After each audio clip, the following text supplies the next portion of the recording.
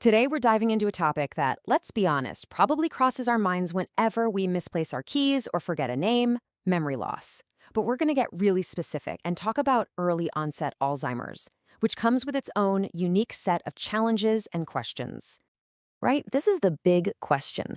We all have those brain fog moments. So, how do you tell the difference between a totally normal, where on earth did I put my phone moment and something that might, be a sign of something more?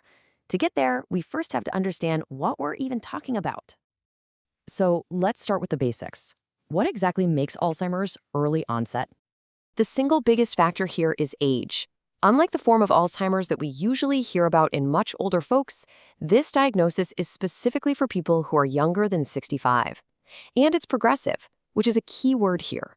It means the symptoms unfortunately get worse over time. It's also really important to put this into perspective. Early onset cases actually make up less than 10% of all Alzheimer's diagnoses. So while it's a very serious thing, it is thankfully pretty rare. And when we say early, well, it can be a lot earlier than most of us think.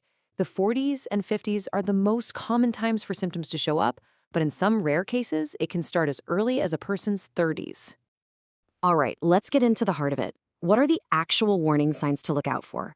Researchers have identified some key patterns that are very different from just everyday forgetfulness, and we can group them into a few major categories. So the first group of signs are things that really get in the way of daily life.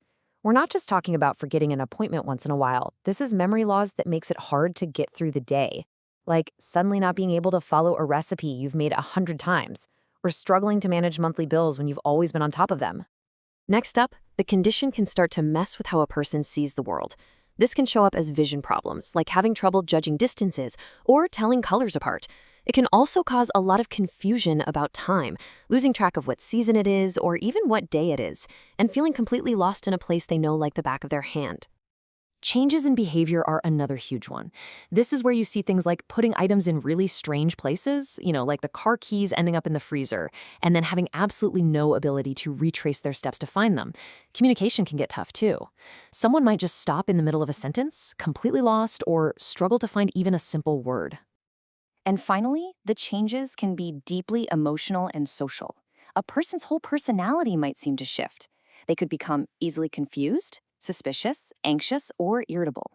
And because of all these challenges, it's very common for them to start pulling back from hobbies, friends, and work, things they used to love.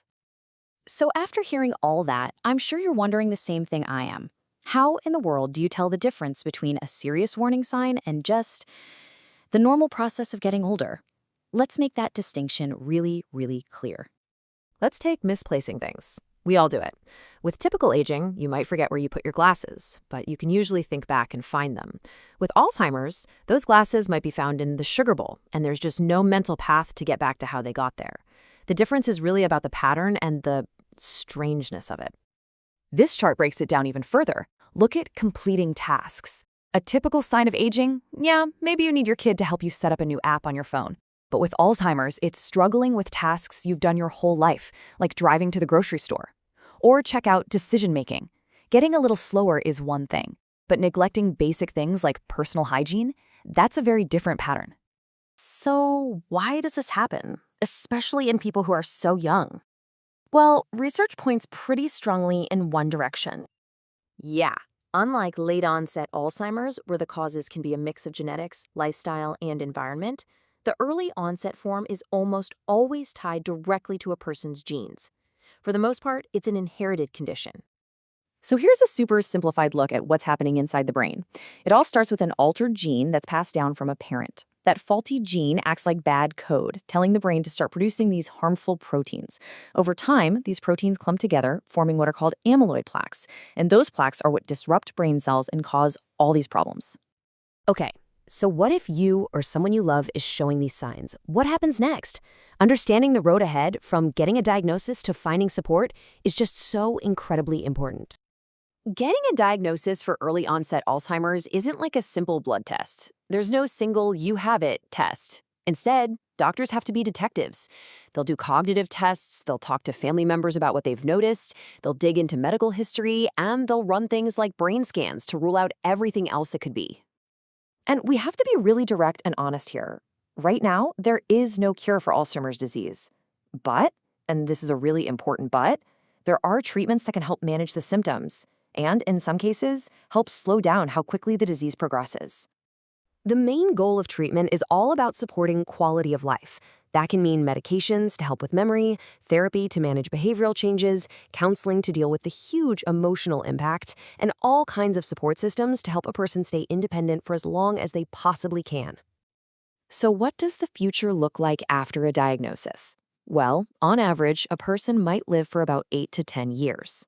But I have to stress that this is just an average.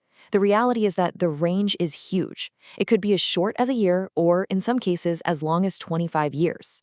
It really depends on the individual, their age, and their overall health. So, we've looked at the science, the signs, the path forward. But really, it all boils down to a very human question, doesn't it? Knowing all this is one thing, but the real work is for all of us, as friends, as family, as a community. How can we do a better job of showing up for the people in our lives who are facing these kinds of profound, unexpected changes? That's what I want to leave you with today.